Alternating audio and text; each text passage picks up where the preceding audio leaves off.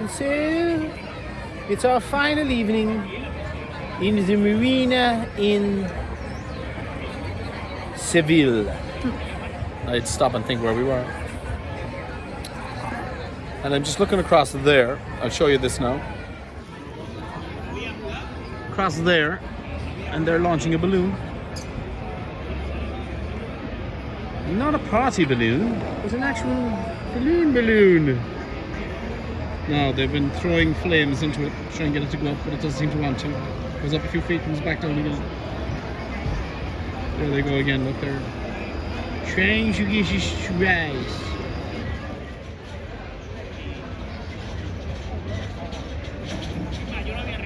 It's not working for him, is it? Rise, Sir Lancelot.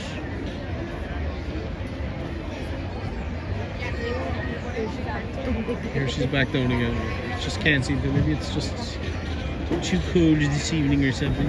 We're giving it some more fire. Then he's looking at me and he's saying, what in the name of God am I doing out here at 7:45 in the morning? Well, Benny, you have to do a pee-pees. Because once that passerelle there is put away, you won't be able to get off again. And then we need to get the engine on, get her warmed up, loosen the lines, drop the lazy lines, drop the stern lines, and then off we go. And we're heading for that bridge down there, which will open only once today at 9 AM. And if we miss it, well, there she goes. There goes the other one, the other side. Very cool. Are you ready, Captain? Ready. We didn't hit it on the way in. We'll see if we can fucking hit it on the way out.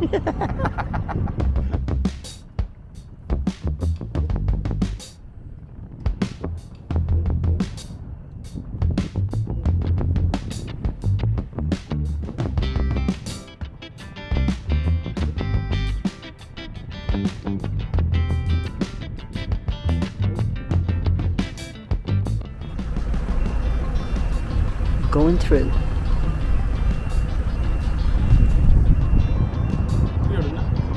Nobody says that, like you just. I know, and I'd say what'll happen is eventually they'll close the fucking thing again. yeah, and the light is supposed to change to green. Does it change? No. There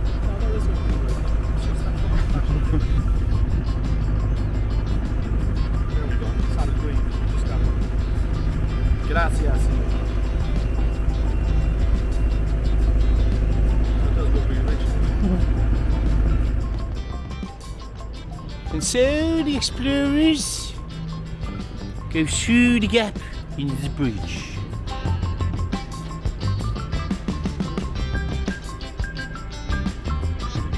Continue on their merry way.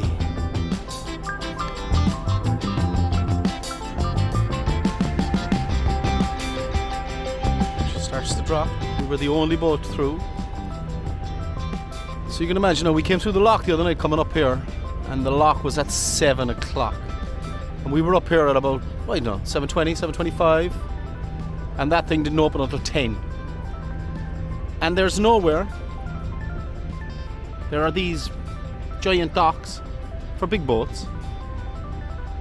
There's nowhere to land, so you have to kind of cruise up and down the river for 2.5 hours, waiting to get into Seville Marina.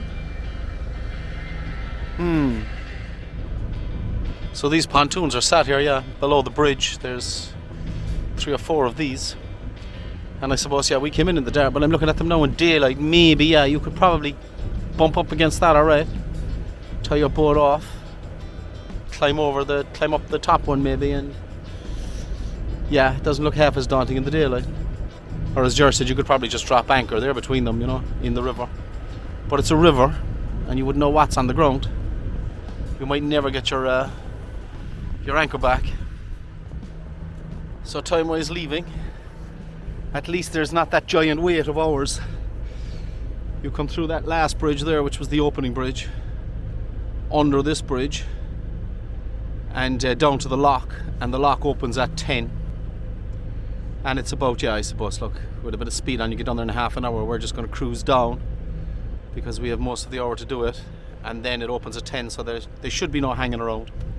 And then we're off back down the river, Guadalquivir again, that lovely long, I mean, I'm going to say it, boring river. So we're approaching this bridge again, and we were just on the way in. Journey was, look at that bridge now, and then look at your mast. I mean, look at the mast, and then look at the bridge. There's no way you're going to fit. And I was like, for fuck's sake, it's huge. No, look at it. Look at the mast, and then look at the bridge.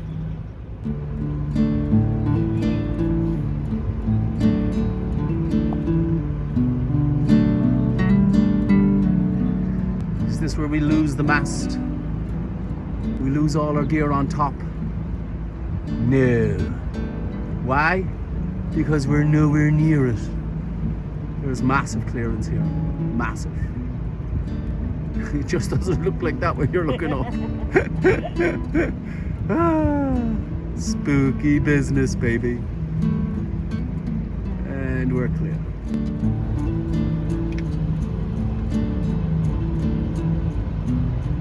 Bye-bye, Seville. You were beautiful as always.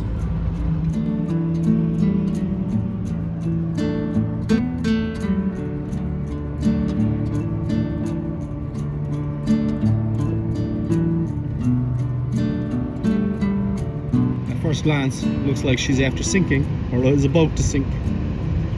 But there's actually high sides. It's an illusion. Just an illusion. Once more into the breach, dear friends. Same old lock, just going the other way this time. So yeah, see, this is great now. So this is like 10 o'clock to go through. It's open this side already, so, and he's been on the radio to tell us to pull in. So 9 out of Seville with the bridge, and then 10 here, see? So good. But going the other way, oh, you know, hours. And this is the only time for this today. So if you miss this, you're in big trouble.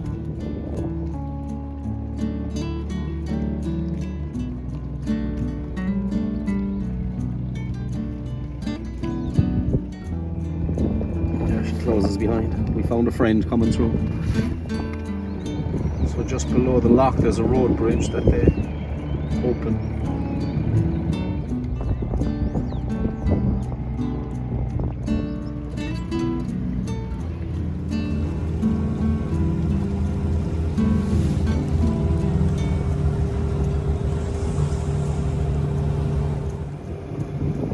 Last vestiges of civilization before we were swallowed up by the huge emptiness of the river.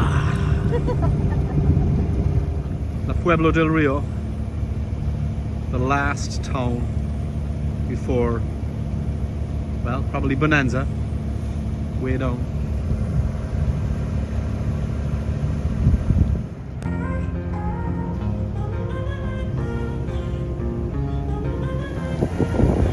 Finally a bit of life at Greenboy 25. We're about 2/3 of the way back towards the sea. We got some wind. Not a lot now, but enough maybe to give us a push. 11 knots right there is reading. Yeah, the tide has us killed. Like we've been doing 3.5, 4 knots. So this might kill us a little bit more. We live at home.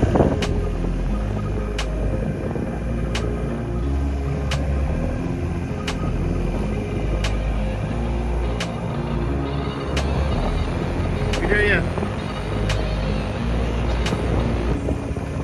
Feels like forever, doesn't it? The rain over there. I'm sure I felt a drop, so it's beaming up. Gives a small bit of protection anyway.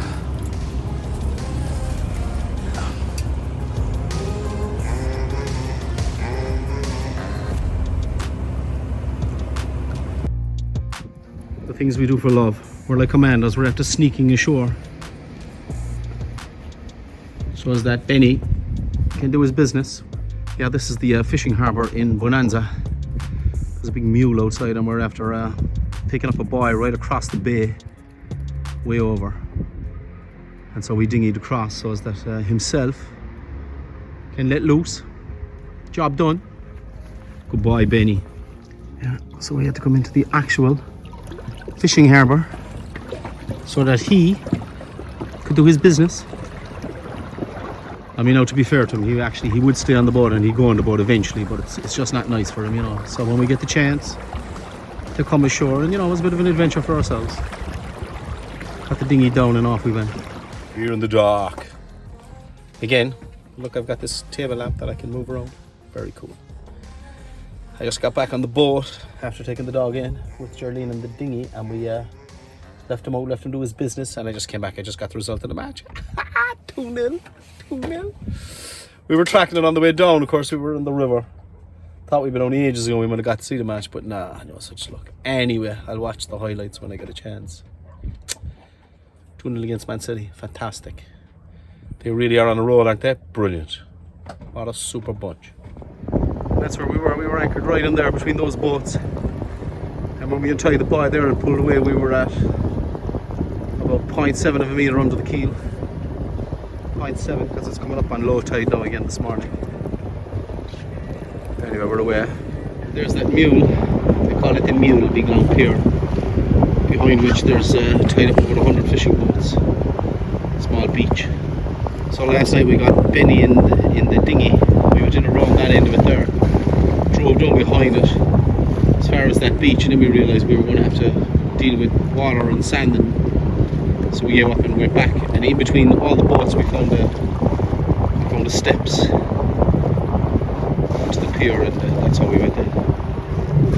And he did his business, and he was grateful. So the people come back out to sea after we've left the anchorage, and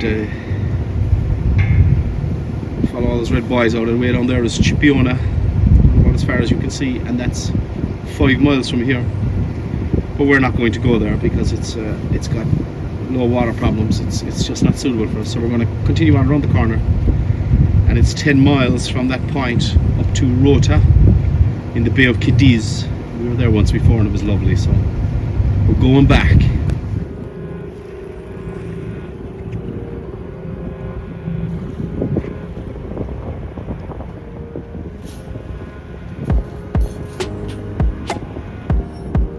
Good morning, Sanlúcar in Spain. We're just passing to sing hello, just off our anchorage, and we're heading for the sea.